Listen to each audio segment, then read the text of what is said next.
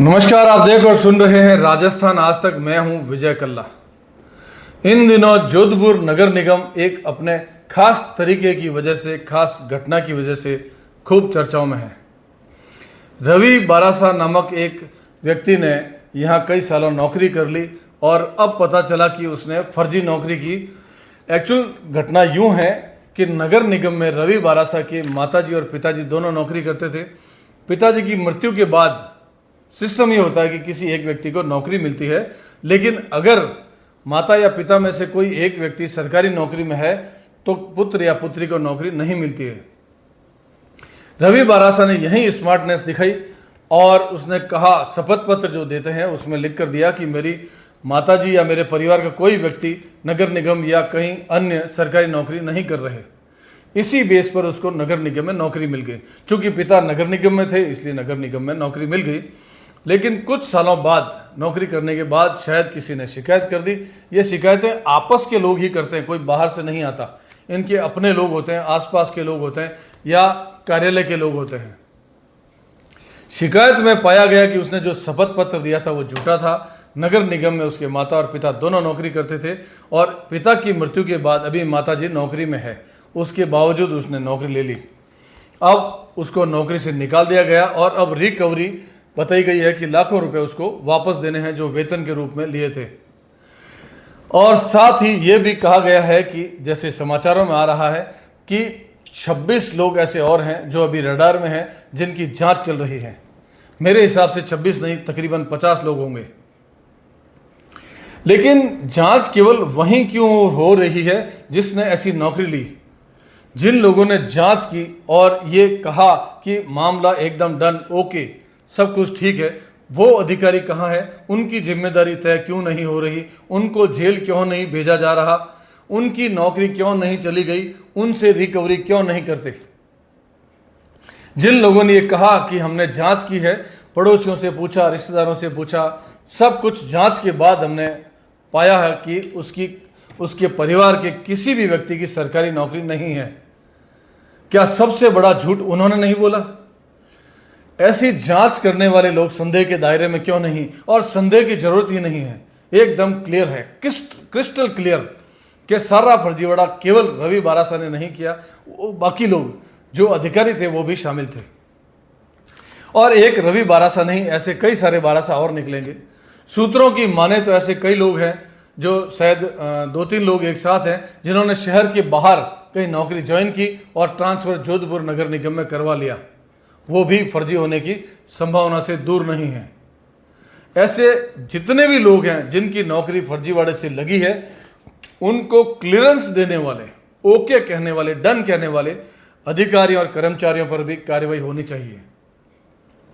लेकिन ऐसा होगा नहीं। हमारे यहां जब भी कोई घोटाला होता है, गड़बड़ होती है, भ्रष्टाचार होता है, तो उसकी लीपापोती में एक इकोसिस्टम तुरंत तैयार हो जाता है। अब जान पहचान निकल जाएगी, कौन अधिकारी जांच कर रहा है, कौन कर्मचारी जांच कर रहा है। उसको कहलवाना, ये मेरे जीजा जी की बहन के, देवर के, फूफा जी के, जेठानी के, ये वो नाटकबाजी शुरू हो जाएगी। या हो तो गया भाई साहब, अब आप आगे बताओ क्या करना है, आप रास्ता बताओ। फिर वो रास्ता बताने की सारी नाटकबाजी शुरू हो जाती है। ये बीमारी केवल नगर निगम में नहीं है कि ऐसे अवैध नौकरी ले ली गई। कभी टीचर आता है, कभी पटवारी आता है, तो कभी कोई JN, AN, ऐसे कई सारे लोग हैं। पुलिस की नौकरियों में धड़ाधड़ मामला बैठा तो सारी की सारी नौकरियां रद्द करने की स्थिति आई। मामला हाई कोर्ट, सुप्रीम कोर्ट तक अभी भी उठापटक चल रही है। फर्जी नौकरी मिल जाना इतना आसान नहीं है, लेकिन जो नौकरी देते हैं, जो जांच करते हैं, उन अधिकारियों पर कभी गाज नहीं गिरी, उनको निलंबित नहीं किया गया, उनको गिरफ्तार नहीं किया गया। उन पर जांच क्यों नहीं बैठती? कोई उनसे सवाल क्यों नहीं पूछता कि आपने फिर जांच क्या की थी? तब वो कह देंगे इसने कहा था, इसने शपथ पत्र दिया। तो फिर जांच का मतलब क्या हुआ? जांच की कोई जरूरत ही नहीं थी। मैं जाता हूं और कह देता हूं मुझे नौकरी दो, मैं सब एकदम ओके हूं और ले लो नौकरी।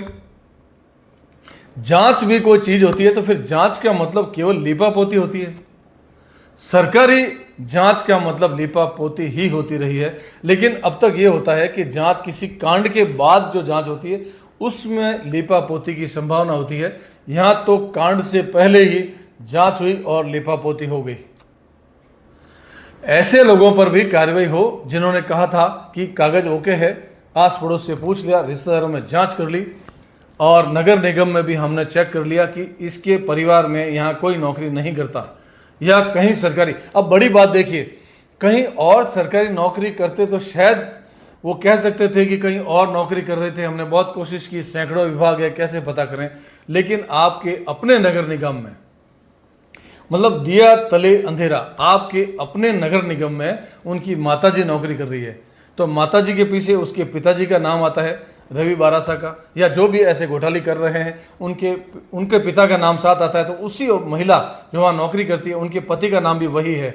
तो क्या उनको थोड़ा सा भी संदेह नहीं हुआ कि यहाँ ये जो व्यक्ति का नाम है इस महिला के पीछे है, इसी व्यक्ति का नाम इस पुरुष के पीछे है और पता भी वही है उसी महिला का, इस पुरुष का भी वही है जो नौकरी मांग रहा है, तो उनका क्या रिश्ता होगा? ये जांच की नहीं निगम में। ऐसी जांच बिल्कुल शून्य, शायद अनपढ़ आदमी भी कर सकता है, बिना अनुभव का व्यक्ति भी कर सकता है कि एक ही पत्ते पर दो लोग, तो सरकारी नौकरी तो हो गई, वो महिला भी वहीं रहती है और पुरुष भी, तो वो इसकी क्या लगती है?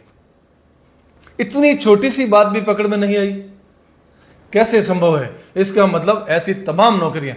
और वैसे भी नगर निगम के बारे में कहा जाता है कि इस वक्त 70% जो लोग नौकरी कर रहे हैं वो अपने माता या पिता की वजह से कर रहे हैं, वो इस दुनिया में नहीं है और वो निगम में नौकरी करते थे। सब के सब जांच के घेरे में आ जाएंगे। लेकिन जांच करने वाले भी एलियन नहीं है, विदेश से नहीं आए हैं, हमारे अपने ही लोग हैं, बस अपने लोग हैं। वो अपनापन अब ऐसे उफन के बाहर आएगा, गिरने लगेगा, लीक होने लगेगा, बहने लगेगा अपनापन, और इसी अपनेपन में इस जांच की ऐसी तैसी हो जाएगी, वाट लग जाएगी, रायता हो जाएगा, सत्यानाश हो जाएगा। संदेह के घेरे में लोग आएंगे और धीरे धीरे चंद लोग, कुछ लोगों को निपटाना भी पड़ेगा, तो चंद लोग पकड़े जाएंगे, बाकी धीरे धीरे अपने हैं करके बाहर निकल जाएंगे। अधिकारी इस पर गौर करें और मेरे हिसाब से ये जोधपुर के लोकल स्थानीय जो अधिकारी हैं उनसे जांच नहीं करवाएं, कोई स्पेशल टीम गठित करके जयपुर से भेजी जाए या कहीं और से, और इसकी मॉनिटरिंग मुख्यमंत्री या उप मुख्यमंत्री जैसे लोग खुद करें, या इस विभाग से संबंधित जो मंत्री हैं खर्रा साहब, वो खुद इसकी मॉनिटरिंग करें, जोधपुर आकर बैठें, तब शायद हो सकता है कि न्याय होगा और उन लोगों को नौकरी मिलेगी जो वास्तव में इसके काबिल थे। मेरी बात आपको 100% पसंद आएगी। पसंद केवल उनको नहीं आएगी जो यहाँ पर फर्जी तरीके से नौकरी कर रहे हैं, या जिन लोगों ने इनकी जांच की थी उन अधिकारियों को बुरा लगूंगा। क्या करूं, दिखने में ठीक ठाक हूं लेकिन फिर भी बुरा लगता हूं। है ना हैरानी की बात। वैसे लोग कहते हैं हैंडसम और खूबसूरत व्यक्ति किसी को बुरे नहीं लगते, लेकिन मैं बहुत सारे लोगों को बुरा लगता हूं। इस वक्त भी शहर के ढेर सारे लोग ऐसे करते होंगे, लेकिन वो यहाँ तक पहुंच नहीं रहा, क्योंकि मुझ पर ढेर सारे उन लोगों का आशीर्वाद है जो जरूरतमंद है, जिनको गरीब कहते हैं, परेशान कहते हैं। मैं उनके कई बार काम आता हूँ। ये कहने की बात नहीं, लेकिन इसलिए कह रहा हूँ कि जो यूं करते हैं वो बड़े लोग होते हैं। उन बड़े लोगों की हाय मुझ तक नहीं पहुँचती, क्योंकि मुझे बचाने वाले मेरे अपने जैसे सीधे साधे लोग साथ होते हैं। वो मेरे सामने दीवार की तरह खड़े हैं, इसलिए आपका यूं करना मुझ तक नहीं पहुँचेगा। मेरी बात पसंद आई हो तो समर्थन करना। नमस्कार, जय हिंद, जय भारत।